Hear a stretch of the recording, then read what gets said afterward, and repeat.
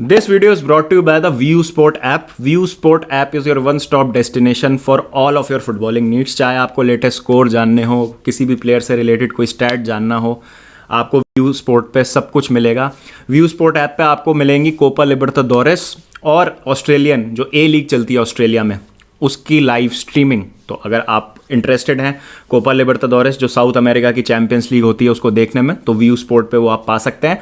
और जो एक सबसे मेन इंपॉर्टेंट फीचर है व्यू स्पोर्ट ऐप का, वो ये है कि अगर आप फैंटेसी फुटबॉल खेलते हैं तो यहाँ पे आपको मिलेंगे उससे रिलेटेड स्टैट्स जो कि एक डेटा ड्रिवन और एल्गोरिथम बेस्ड मॉडल के थ्रू प्रोवाइड किए जाते हैं। इसमें कोई ह्यूमन बायस नहीं है, सब कुछ जो है एक बहुत ही एफिशिएंट एल्गोरिथम यूज़ करके जो है डिराइव किया गया है, और आपको बहुत ज़्यादा मदद मिलेगी यहाँ पे अपनी फैंटेसी टीम बनाने में। तो जो भी आपका फील्ड ऑफ इंटरेस्ट है, व्यू स्पोर्ट ऐप आपकी मदद करता है related to football and cricket as well. तो लिंक जो है डिस्क्रिप्शन में मैंने दे दिया व्यू स्पोर्ट ऐप का, प्लीज़ जाएं और उसको डाउनलोड कीजिए for absolutely free. One more day one more loss for Chelsea. और किसी भी तरीके की सरप्राइज़ हो रही है या डिसअपॉइंटमेंट हो रहा है समझ नहीं आ रहा। मैंने पहले ही बोल दिया था जब रन ऑफ फिक्सचर्स देखा था हमने, जब लैम्पार्ड को साइन किया गया था, 2-3 मैच में समझ आ गया था कि कुछ होने नहीं वाला है। तो मैंने प्रेडिक्ट किया था कि 4 पॉइंट हमको मिलेंगे, जिसमें से एक विन शायद हमारी बोर्नमथ या नॉटिंघम फॉरेस्ट के अगेंस्ट हो सकती है और एक ड्रॉ हो जाएगा मैक्स टू मैक्स इन दोनों मैचेस में। अब बाकी अगर आप देखो हमारे जो बचे हुए मैचेस हैं अभी, उसमें एक हमारा मैनचेस्टर यूनाइटेड से है, मैन सिटी से है। ये दोनों मैचेस अवे हैं, ओल्ड ट्रैफर्ड और एटिहाद जाना है हमको खेलने। और फिर एक न्यूकासल से हमारा मैच बचा जो सीज़न का लास्ट मैच है। तो 5 मैचेस जो हमारे बचे हैं उसमें से 3 मैचेस हमारे टॉप 4 के लोगों से बचे हुए हैं अभी। कुछ भी नहीं नज़र आ रहा, कोई उम्मीदवार नहीं आती, कोई सूरत नज़र नहीं आती। मौत तो एक दिन मुय्यन है, नींद रात भर क्यों नहीं आती, आती थी पहले हाले दिल पर हंसी। अब किसी बात पे नहीं है। इट्स नॉट इवन फनी जो हो रहा है। और एक स्टेट थी कि पहले आप डिसअपॉइंटेड होते हैं, डिजेक्टेड होते हैं, फिर आपको गुस्सा आता है क्योंकि लोग आपको इतना ट्रोल कर रहे हैं, फिर आप उस स्टेज को भी पार कर चुके हैं क्योंकि आपको पता है कि आप ट्रोल होंगे और मतलब आप नंब हो चुके हैं, आप सहन कर रहे हैं सब कुछ क्योंकि देयर इज़ नो एस्केप।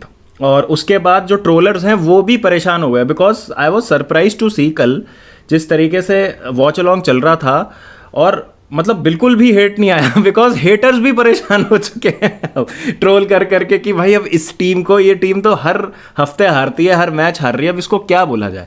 तो अगेन मेरे पास कुछ नया बोलने के लिए नहीं है इस मैच के लिए भी, अगर मैं बात करूँ तो। और ऐसा कुछ नया नहीं है जो मैं बोल सकता हूँ इस मैच के लिए जो मैंने पहले नहीं बोला अभी पिछले 5-6 हफ्तों में, कि क्या है क्या नहीं है, स्ट्रक्चर, शेप, डिफेंडिंग। मतलब बहुत ही ज़्यादा कॉमिकल है हम जिस तरीके से राइट हैंड साइड से गोल खाते हैं। एक सिंपल क्रॉस आता है, हम उसको डिफेंड नहीं कर पाते, इंटरसेप्ट नहीं कर पाते, और जो भी बंदा एज ऑफ द बॉक्स होता है, बॉक्स के अंदर होता है, उसके लिए एक फ्री शॉट है। और स्पेशली जब एक आर्सेनल जैसी टीम के अगेंस्ट आप खेल रहे हैं जो टाइटल चेस कर रही है, फिर उनमें इतनी क्वालिटी है जैसे ओडेगार्ड हैं, साका है, तो आप उनको कैसे इस तरीके से स्पेस दे सकते हैं। लेकिन ये बहुत एक एलिमेंट्री लेवल की चीज़ है, अगर यही हम सही नहीं कर सकते हम कुछ एक्सपेक्ट नहीं कर सकते। पॉजिटिव्स की बात करूँ तो नोनी मैदुएके का परफॉर्मेंस मुझे बहुत अच्छा लगा, एक गोल भी हमने किया, तो फाइनली ये बहुत बढ़िया। और हाँ, सेकंड हाफ हम जीत गए 1-0 से, मतलब मैच ड्रॉ हो गया, एक हाफ वो जीते, एक हाफ हम जीते, बस यही सब करते रहेंगे और पॉजिटिव्स ढूंढते रहेंगे, बिकॉज पॉइंट्स तो हम नहीं ले पाएंगे और रेलीगेट भी हम नहीं होंगे जैसा मैंने अपने पिछले वीडियो में बोला था। तो ठीक है, मतलब क्या बोलूँ मैं कोई दुखी होके यहाँ पे मुंह लटका के बैठने का मेरा मन है नहीं, because I know this season is a lost cause. सब ख़त्म हो चुका है, बर्बाद हो चुके हैं, टीम जो है बिल्कुल डेड हो चुकी है। तो कुछ अब पॉइंट्स है नहीं जहाँ पे हम बोल सकते हैं कि हाँ इस सीज़न को अब सैल्वेज किया जा सकता है। एक जो चीज़ है, लैम्पार्ड के लिए बहुत ख़राब लग रहा है, बट मुझे लगता है कि ये जो स्टिंट है उनका, मैनेजरियल स्टिंट, उसने जो है ख़त्म कर दिया उनका जो क्रेडेंशियल बचा था थोड़ा बहुत एज अ मैनेजर। बिल्कुल भी थोड़ा बहुत जो बची हुई थी उनकी, मतलब मुझे नहीं लगता कि अब कोई भी क्लब जो है वो आसपास भी जाएगा उनके, प्रीमियर लीग क्लब तो एटलीस्ट। तो आई थिंक उनको चैम्पियनशिप में जाके अपने आप को रीडिस्कवर करने की ज़रूरत है। अगर उनको मैनेजमेंट में बरकरार रहना है तो बहुत कुछ उनको सीखने की ज़रूरत है, एज अ मैनेजर उनको डेवलप होने की ज़रूरत है। और 6ठा मैच लगातार प्रीमियर लीग में हार गए। आप 2 मैच रियल मैड्रिड के मिला दे तो 8 मैच लगातार हार गई है चेल्सी। और ये रेलीगेशन फॉर्म है, मतलब फ्रैंक डिबोर को भी सैक कर दिया था। क्रिस्टल पैलेस थी या बोर्नमouth थी, मेरे को याद नहीं। हाँ क्रिस्टल पैलेस थी, ये साउथहैम्पटन थी, पता नहीं, जो भी थी आप कमेंट्स में बताइएगा। फ्रैंक डिबोर 7 मैच हारे थे, 6-7 मैच लगातार हारे थे और उनको सैक कर दिया था। तो आई थिंक ये वर्स्ट फॉर्म एवर है और I think worst run of any Premier League manager होने वाला है ये फ्रैंक लैम्पार्ड का। तो ये बस ये that is the truth of the matter. और जैसा मैंने कहा था, ज़ीरो होप्स, और पता नहीं क्यों लोग कह रहे थे कि हम जीत सकते हैं। अगेन जो चांसेस हमको थोड़े बहुत मिले उसमें हम बहुत बेकार थे। ओबामेयांग को बिल्कुल सर्विस नहीं मिली, इन्वॉल्वमेंट नहीं था उनका गेम में। हैवर्ट्स के आने के बाद मुझे लगा थोड़ा सा लिंकअप हो रहा था फ्रंट लाइन में, वो हैवर्ट्स थोड़ा सा अपने आप को इन्वॉल्व ज़्यादा कर रहे थे। Stirling again disappointing. मुद्रिक को पता नहीं स्टार्ट क्यों नहीं मिलता है, बदियाशील को पता नहीं स्टार्ट क्यों नहीं मिलता है। मुद्रिक आने के बाद कुछ कोशिश कर रहे थे करने की, but I wanted to see him for the 90 minutes. और अगर स्टर्लिंग की जगह मुद्रिक को स्टार्ट कराया होता मे बी कुछ और हो जाता। लेकिन अगेन कुछ डिसीजंस ऐसे हैं जो समझ नहीं आ रहे हैं कि क्यों ऐसा हो रहा है। या तो फिटनेस नहीं है इन प्लेयर्स की, ट्रेनिंग में अच्छा नहीं कर रहे हैं, क्या चल रहा है, I have no explanation whatsoever. बदियाशील के आने के बाद हमारा डिफेंस इतना सही लगा था, बट अगेन उनको ट्रस्ट क्यों नहीं किया जा रहा है मुझे समझ नहीं आ रहा। तो हाँ, that's the truth of the matter. और we will finish I think 14th या 15th टेबल में जैसे चल रहा है। और मतलब क्या ही फ़र्क पड़ता है अगर आप रेलीगेट नहीं हो रहे, जब तक 17th फिनिश करो चाहे 11th फिनिश करो, you are not getting European football, you are not finishing in the top half. जल्दी से एक नया मैनेजर लाओ, जो भी है, पोचेटिनो को लाओ और गिव हिम दिस टीम। और मतलब कुछ काम होना चालू हो। इस सीज़न के पॉइंट ऑफ व्यू से तो मैं कह ही नहीं रहा, एटलीस्ट पोचेटिनो को थोड़ा सा टाइम मिल जाएगा सेटल होने के लिए और नेक्स्ट सीज़न जो है वो बेहतर तरीके से अप्रोच कर पाएंगे। बस यही है चेल्सी के लिए, और कुछ नहीं कह सकते हम। जो मतलब मैंने बहुत बोल लिया पिछले हफ्तों में, सेम वापस जो है, नया कुछ भी नहीं है बोलने के लिए। एक जो न्यूज़ आई है वो ये है कि मेसी को सस्पेंड कर दिया है पीएसजी ने, और वो इसलिए किया है क्योंकि बिना क्लब की परमिशन के मेसी जो हैं वो सऊदी अरेबिया चले गए थे। वो विजिट सऊदी अरेबिया के ब्रांड एम्बेसडर भी हैं, तो 2 वीक के लिए सस्पेंड किया है।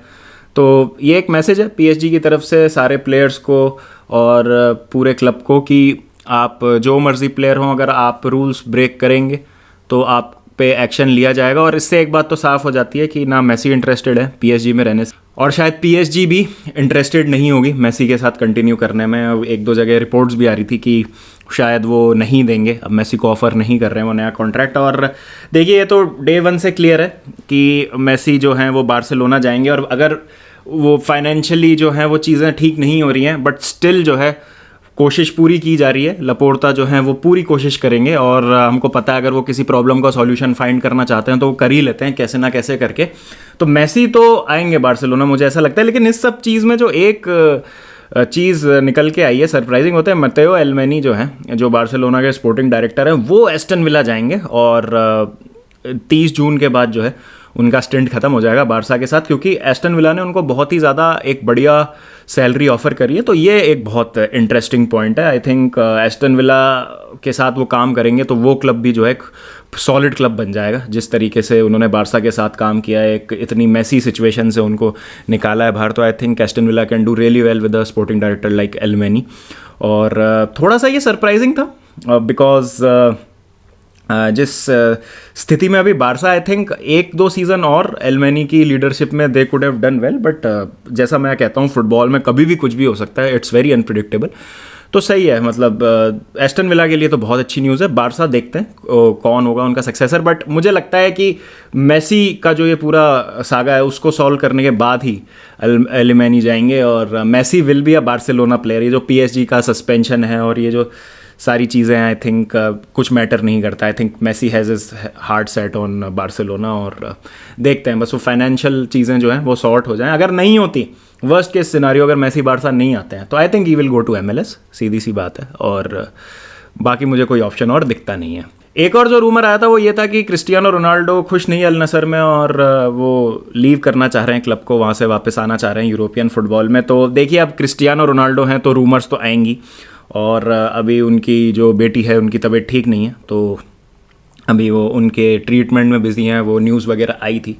तो बट ऐसा कुछ रोनाल्डो की साइड से तो नहीं आया, ये जस्ट एक रूमर आई है कि वो नहीं रहना चाहते। देखिए मुझे पर्सनली ऐसा लगता है कि यूरोप तो आना बहुत ज़्यादा मुश्किल है रोनाल्डो का। आई थिंक अगर वो आएंगे तो एज अ बैकअप बन के तो वो किसी प्लेयर के लिए नहीं खेलेंगे। और दूसरी चीज़ ये है कि जो सबसे बड़ा ब्लॉकर है उनके ट्रांसफ़र में वो है उनकी सैलरी। अब कौन क्लब होगा जो उनकी सैलरी अफोर्ड कर सकता है? अब चलिए मान लीजिए एक बार को वो वेज कट लेके आ भी गए तो किस क्लब में वो फिट हो पाएंगे? कौन सा क्लब होगा जो एक्चुअली में रोनाल्डो की जो रिक्वायरमेंट्स है उसको पूरा कर सकेगा? और क्या रोनाल्डो मतलब अभी उस लेवल पे खेल रहे हैं? तो कुछ हार्श फैक्ट्स हैं जो हमको फेस करने पड़ेंगे। आई थिंक रोनाल्डो, मुझे पर्सनली लगता है रोनाल्डो इज़ टारगेटिंग यूरो 2024 और उसके बाद he will hang his boots, या फिर सऊदी में या कहीं और कंटिन्यू करना है क्लब लेवल पे तो करेंगे, but because he wants to stay fit, stay in top shape for Portugal. तो एक सीज़न जो है वो नेक्स्ट सीज़न काफ़ी वो एक कॉम्पिटिटिव लेवल पे खेलना चाह रहे हैं। उसके हिसाब से अगर वो शायद यूरोप में वापस आना चाहें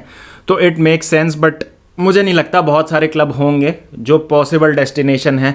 रियल मैड्रिड से लिंक आई थी, बट रियल मैड्रिड हमको सबको पता है कि इमोशनल डिसीजंस नहीं लेते, और अगर वो आते भी हैं रियल मैड्रिड तो बेंजीमा जिस फॉर्म में है और बेंजीमा जैसे खेल रहे हैं तो क्या बेंजीमा का बैकअप बनने के लिए तैयार होंगे रोनाल्डो? क्योंकि लेफ्ट विंग पे वो तो खेल नहीं सकते अभी इस समय, जो उनके अब ट्रेड्स रह गए हैं एज अ फुटबॉल प्लेयर। और स्ट्राइकर वो खेल सकते हैं, लाइन लीड कर सकते हैं, लेकिन क्या वो बैकअप खेलने के लिए तैयार होंगे? और अगेन जैसा मैंने कहा, एज प्लस सैलरी, तो वो जो दो प्रॉब्लम्स हैं वो कैसे सॉल्व होंगी? तो देखते हैं क्या होता है। बट मुझे लगता है कि ये सारी बनी बनाई बातें हैं। ट्रांसफ़र विंडो जैसी ही पास में आती है आपको इस तरीके की रूमर सुनने को मिलती है, तो कुछ भरोसा मत कीजिएगा जब तक एक क्रेडिबल जर्नलिस्ट से कुछ आ नहीं जाता। और जब ट्रांसफ़र विंडो स्टार्ट होगी उसके बाद जो है और कुछ डेवलपमेंट्स होंगे, अगर इसमें रियली कुछ वेटेज होगा तो चलिए देखते हैं फिर क्या होता है। आपकी क्या राय है? Please do let me know in the comment section about Chelsea, Arsenal, Messi situation, Ronaldo, जो भी आपके थॉट्स हैं मुझे बताएं। और डू लेट मी नो कि आपको क्या लगता है बचे हुए 5 मैच में से चेल्सी कितने पॉइंट्स ले सकती है मैक्सिमम। मेरा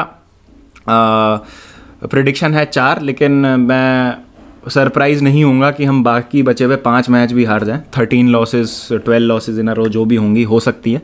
बट हाँ, रेलीगेट हम नहीं होंगे बिकॉज बाकी टीम्स जो हैं वो जो 10 पॉइंट हमको थॉमस टुकल दिला के चले गए थे शुरू में, वो हमारे लिए बहुत ज़्यादा वैल्यूबल साबित होंगे by end of the season. तो चलिए फिर मिलते हैं आपसे, जब तक ध्यान रखिए अपना, टेक केयर एंड पीस।